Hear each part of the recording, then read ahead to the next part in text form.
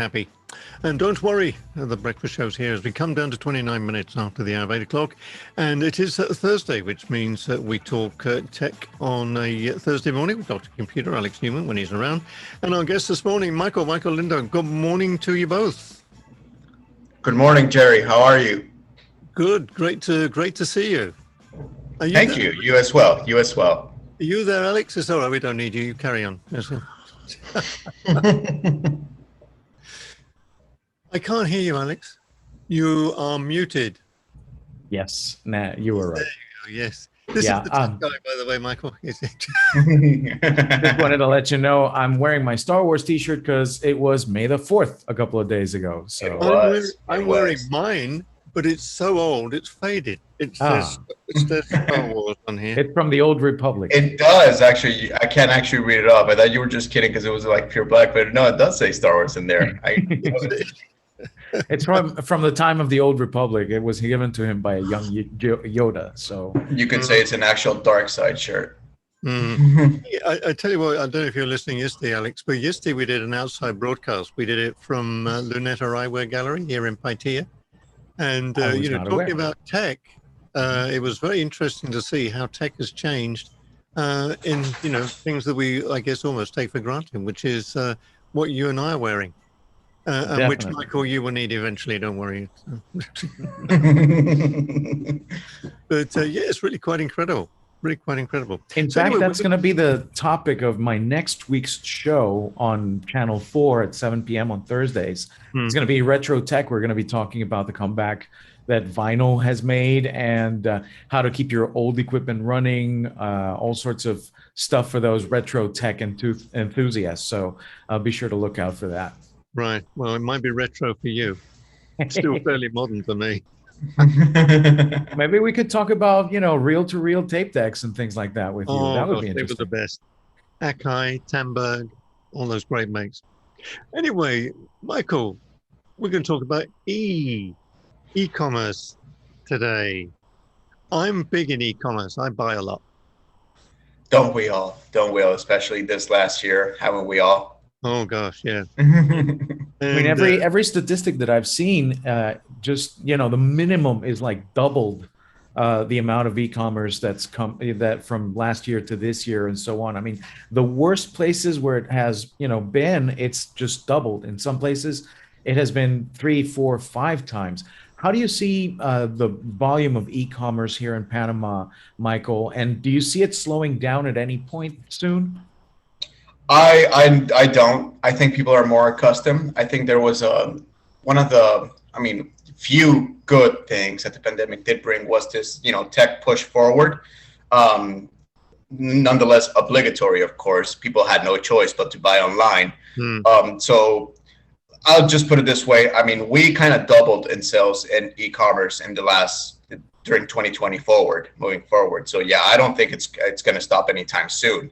Especially now that we're getting in Panama, at least locally, we're getting the electronic invoicing, la factura digital. Okay. That's definitely going to help push that forward because, no longer going to be companies stuck to like the fiscal printer that used to be like, thermal only like you had to buy it through an authorized distributor. Of course, we're going to have to do, the complete integrations. But at least I definitely see a big push forward and a big push for everything related to digital marketing surrounding e-commerce platforms. Yeah, I have my own little cash register that I had to jump through a lot of hoops to get and go through a lot of paperwork. And when it breaks, it's just a whole bunch of problems. Thanks, Vallarino. But I hope that goes away and that we can do like formal electronic invoicing like they do in the rest of the world since last century. Do you see the general public being better educated now about e-commerce? Because the biggest hurdle, I think, 5, 10, 15 years ago when all of this started to take hold was people didn't know and didn't trust e-commerce. How do you see that today? More educated, I feel I feel end users are more comfortable. I think end users have been educated on e-commerce, at least, I mean, you know, many people that have probably been buying Amazon for many years, even decades. Me. Yeah, all of us, right? But how about, you know, locally, e-commerce locally? I think who are getting more educated are actually companies and startups and entrepreneurs here in Panama and, well, in the region that are becoming more educating and facilitating their sales channels through an e-commerce platform. So I would say, like, the public is more comfortable buying because the businesses are becoming more educated rather than the end users becoming more educated at this point. I would agree with that, because I tell you now, because I would unfortunately got into the habit. If I needed something, and it didn't matter really what size, instead of going around not knowing where to go, hunting for what I need, I would go to Amazon and I would buy it, and it might be some stupid, silly little thing. Right. But what I'm finding now is, you know, okay, we're going in the right direction with regards to e-commerce. I bought something on a Sunday. I bought something Sunday afternoon. It was an offer that was on with Multimax, and their stores are closed now. They haven't even reopened them yet. And you know, but what impressed me was on Sunday it came back and it said, yeah, your order has been processed. On the Sunday it came back and said, yes, it's been invoiced, and I had it the next afternoon, and that was great. Wonderful. Where we do fall down here, and where we do need to take advantage of it, it doesn't mean it doesn't matter what sector you're in, you've got to have the choice. You know, if you don't have the number of things to choose from, what do? You go back to Amazon and get it from there.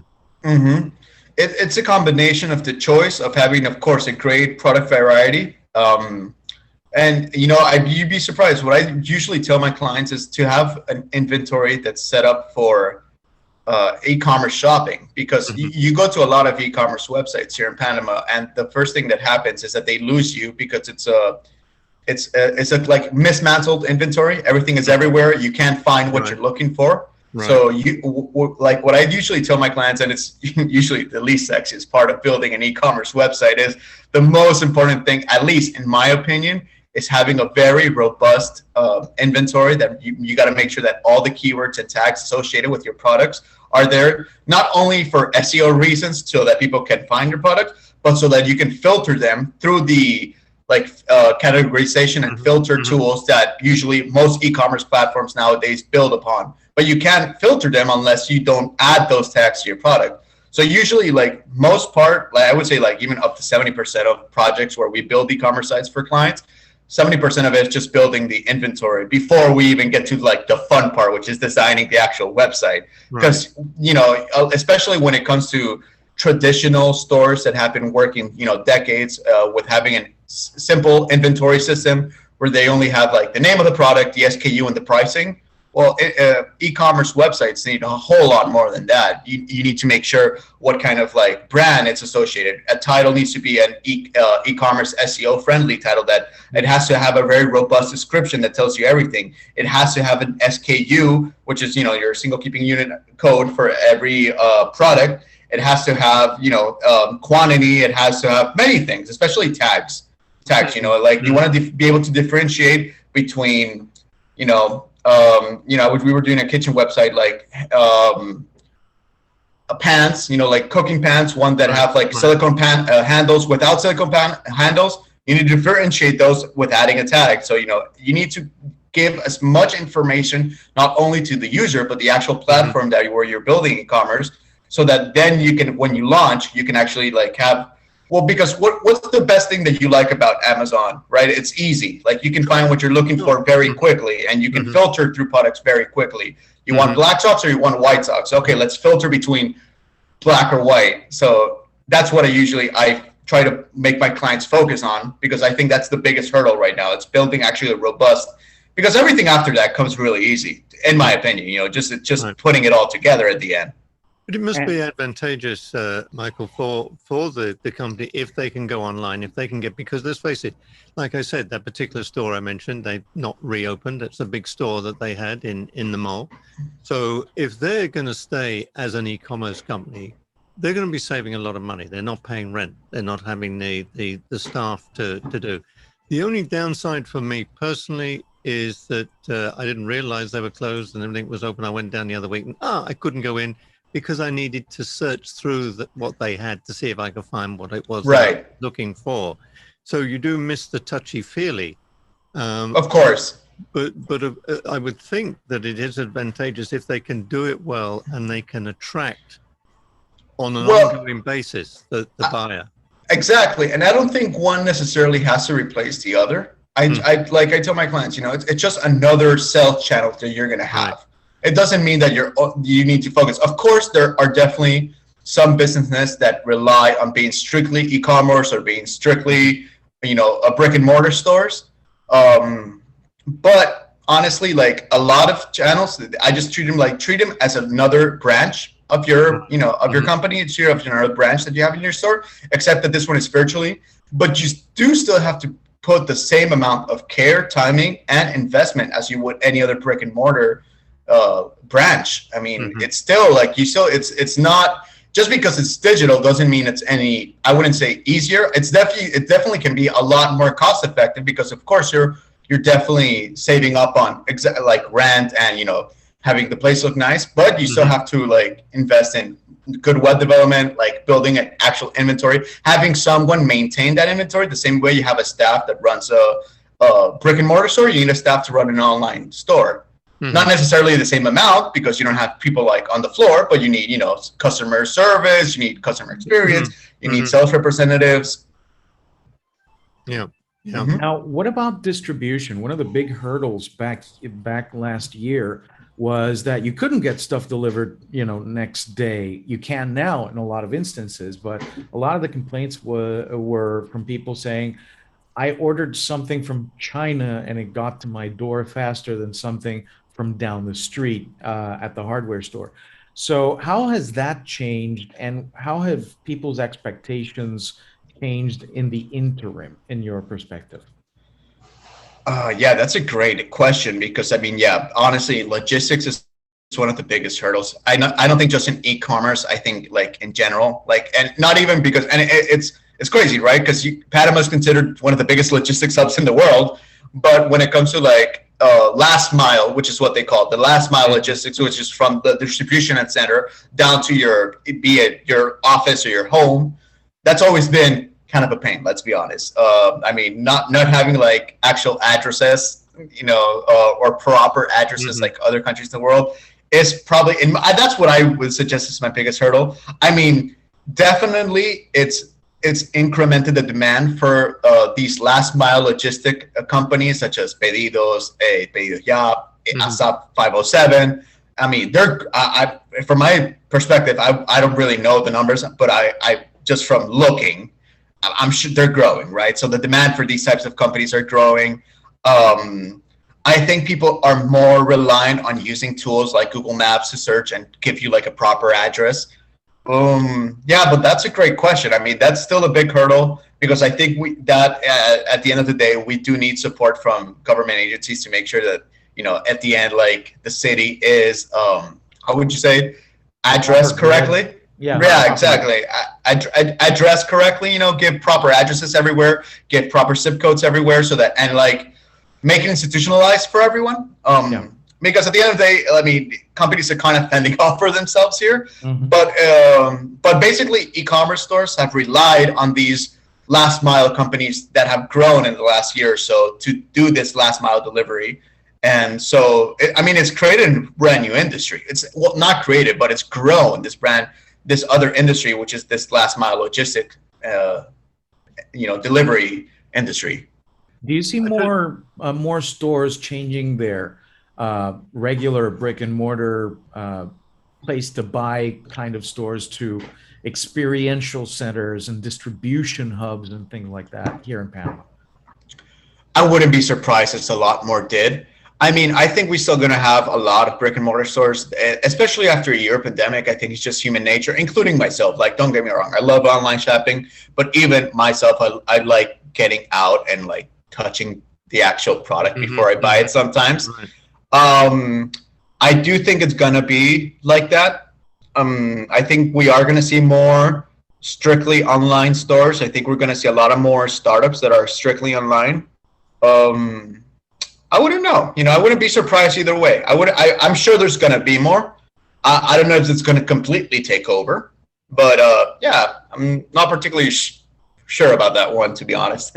Yeah, the way I see it, for one, is that a lot of the stores will not have like this enormous amount of inventory in the back. They'll just be places where you can go and touch and feel and whatever. And if you want to order something, it's like, okay, how many do you want? And it'll be at your doorstep in 2 hours. See you there. I wouldn't be surprised if it's more like that. We're going to see more distribution centers, and the actual branches are going to be more like experience centers. I think that's a great way of putting it. Yeah.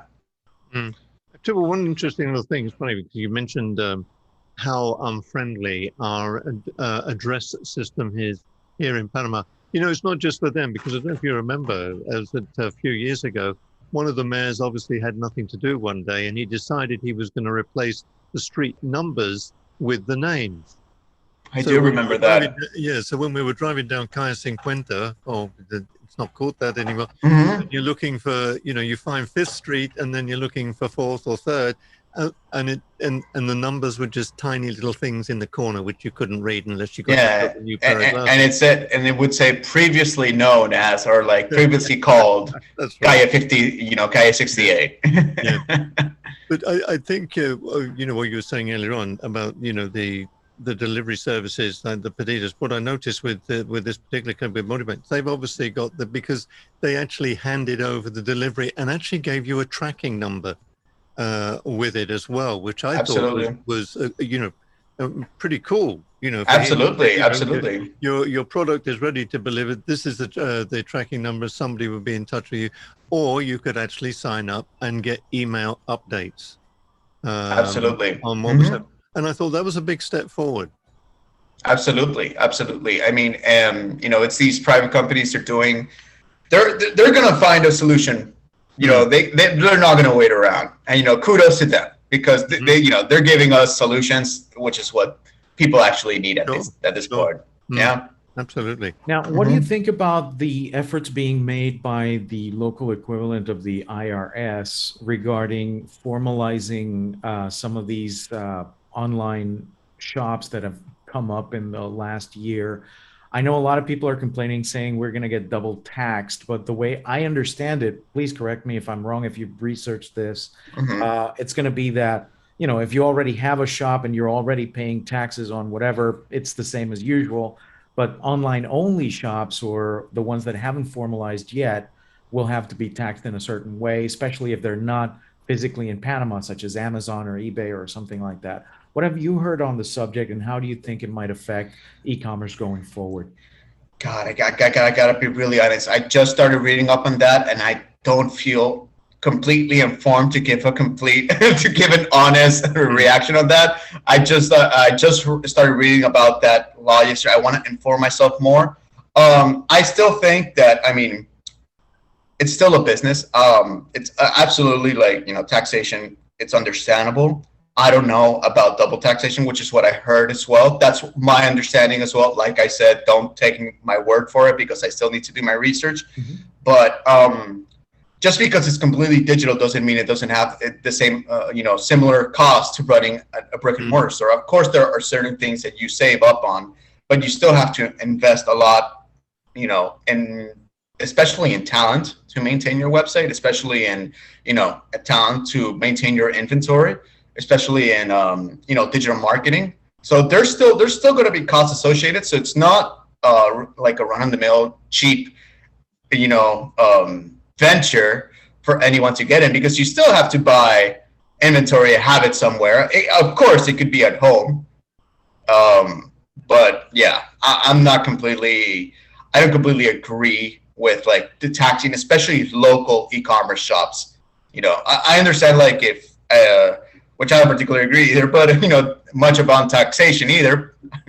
But yeah, I still need to do my research on that one. And while we do the research, what we can at least agree upon, I think all three of us, is that all of these laws should be simplified. It should level the playing field, and it should be transparent. We should be able to, where these tax dollars are going, why they're being charged, what's done with them. Absolutely. Otherwise, it's just, like having a bad business partner who just comes in, pinches some money off the cash register and leaves and doesn't help at all. So absolutely. I mean, I would mention as well, you mentioned, of course, Amazon, which is, it is an interesting topic. For instance, in Ireland, where I think they're based or whatever, they have their office, they're taxed there because that is where they are generating their income. You've got to remember that if I buy something or you buy something from Amazon and it's been delivered to a US address, you will get taxed in the States sometimes on that delivery. So you're being taxed there, which is okay. But then when it is coming from the US and coming into Panama, they're getting their money because that is stuff that normally wouldn't come in. They're getting money when it comes in. The corregidores are getting their money, which they're ITBMS on. The government is getting their money because you're importing goods into Panama. So, I mean, it's not as if they're really missing out on this. And if I may, Jerry, every single employee in that chain is paying payroll taxes. Exactly. As well. Exactly. So, but actually, did you know, and I recently learned this about 2 weeks ago, a friend told me that there's an email on Amazon where I think it's called taxrefund@amazon.com, where if you send them an email, you tell them, this order is being sent to a freight forwarding company, which is what these PO boxes in Miami that most of us that order through Amazon usually have, one of these Miami PO boxes.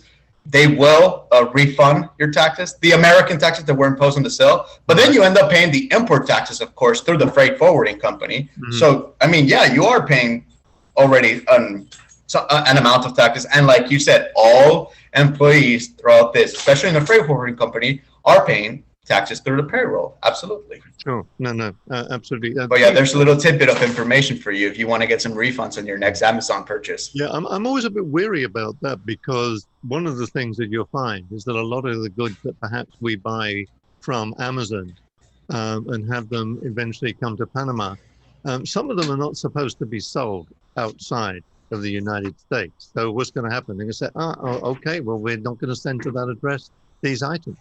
I'd rather just keep my mouth shut and take what I can get. That's true. Yeah. Like, for example, Amazon speakers. I mean, you couldn't get them in Panama. You were not supposed to get them in Latin America for a while. So that's They're on sale now. Yeah. Alexa, put another Alexa on the. Don't do that. She's listening. Never mind. Let me mute that there. But that's one of the things, isn't it? We do miss out in a lot of respects. And, we talk about because we have to buy overseas. Well, why? Well, I'm a Microsoft Surface guy.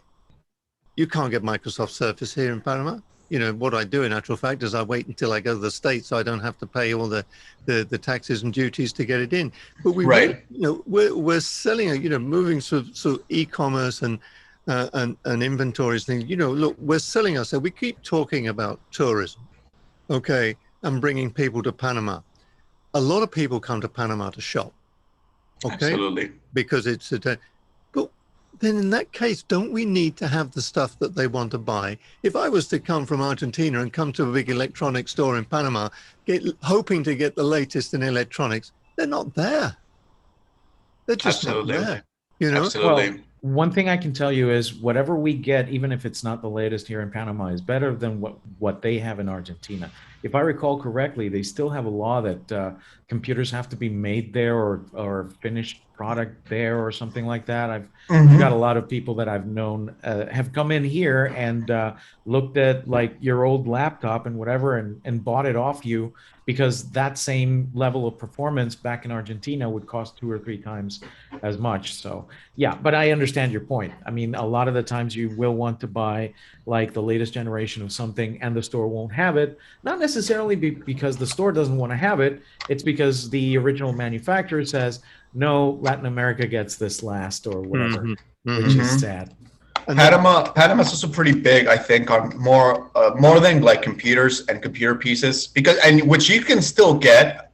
There are a few authorized distributors here in Panama, like Joytech and Lowtech. They're mostly based in El Dorado, but I mean, great stores. But I think Panama's really big on consumer electronics. We get like good TVs and gaming consoles because we have like direct importation from like Nintendo and Sony PlayStation. and Sony televisions. That's I think that's when it comes to international shoppers, you'd be surprised. You see them buying TVs, like big ass TVs. You see a lot of them at the airport, just carrying around a large TV like it's extra luggage. Mm-hmm. There's an interesting story to do with that. There's a friend of mine actually worked for one of the big producers of electronic, TVs, etc. So one of the very big names. And if you notice, some of the serial number has LA on it, which means it's for Latin America. Mm-hmm. And he explained to me, well, what happens is that by the laws in the United States, the TVs, etc., have to conform to a certain amount of, say, for instance, dead pixels. Right. Okay, well, the ones that don't conform, guess what? They stick LA on the end of the serial number and send it to us. Why do we get the crap that nobody wants? Because here's the thing, because someone is going to buy it. Someone over here is going to buy it. I mean, and that's part of what we were talking earlier about, educating not just the businesses, but the consumer as well. Right. And I think as more consumers are becoming more tech savvy and researching more about buying, because that's one of the great benefits of e-commerce, is that the sales pipeline through where users go, there's a lot of research involved before you do any purchase on Amazon. Yeah, Amazon's really quick, but we have to remember all the research we usually do before. Before you buy your Microsoft Surface, you probably research a little bit. Before buying any speakers, I see your office setups, Alex, behind you. I'm sure you research all over. I want to make sure this microphone that I'm getting has good reviews, everything. So. Right. I mean, that's one of the great things about e-commerce, that it kind of forces you to read more. So I think that as more, as time goes on, those things might stop because, we're going to start demanding better products. Users are going to want, are going to be more informed. And hopefully we start getting, better quality assurance within the products we receive over here. Or even better local support. This microphone, for example, I did a lot of research on it and I got it locally at Compañía Alfaro. Oh, nice! For $10 off of what it was on Amazon. So I took advantage of. But you definitely researched beforehand. Exactly. Yeah. But but that's the beauty, isn't it? I mean, I'm obsessed by it because if I'm thinking of buying something, YouTube has become the greatest thing. I like, it's interesting to watch people open, unboxing and giving their reviews. Isn't it such a dopamine rush every time you see one of those unboxing videos? What I get really upset is that when I buy something in the store here, they insist on opening the goddamn thing before they give it to me. I want to do my unboxing. I don't want Right. Get your paws up on YouTube, right? But no, it is. I mean, that's it. We do have so much knowledge at our fingertips now, and we do study, and it's good to hear people's opinions of what we're buying. But I tell you now, I'll just give you an example. The piece of kit that I bought at the weekend from Multimax is a Roland 2-channel mixer. And they just put it up as a special offer on Sunday morning, $62. Ooh. And yeah, I did my research. And I know it's a piece which is no longer in production, but it's still being sold on Amazon. They've still got some left.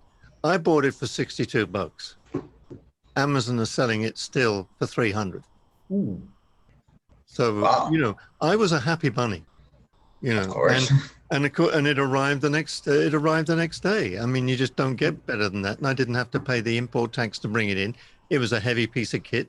So it would have cost me an arm and a leg to get it from Miami to here because of the weight.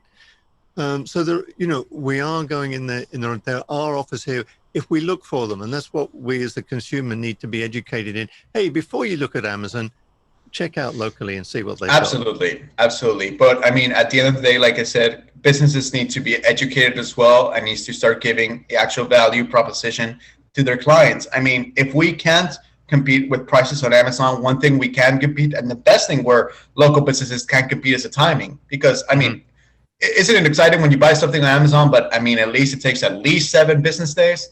And here in Panama, isn't it great when you order something, you can get it, if not the same day, the next day? Oh, no, absolutely. Yeah, that's the best. And that's what I tell my client, if you can't compete with pricing, compete with delivery. That's your best value proposition right now. Absolutely. You can have it, make sure your client gets it as soon as possible. Absolutely. Well, guys, we're going to have to wrap up. We're coming up to the top of the hour. It's been great. It's been nice to talk to you, Michael. Nice to meet you. Nice to meet you too. Thank you for having me. And Alex, as always, thanks very much for bringing us some class acts, you see. And we tried. And always, I could talk about this for hours as a shopper. Absolutely. And, we'll put some links to, we'll get your details, Michael, put some links to you on there as well. On our website today, thebreakfastshow.com.pa. And Alex, I'll do some shopping and see you next week. Will do. All right. All right. Thank you, Jerry. Have a wonderful day. And to you. Thanks a lot, guys. So there we are.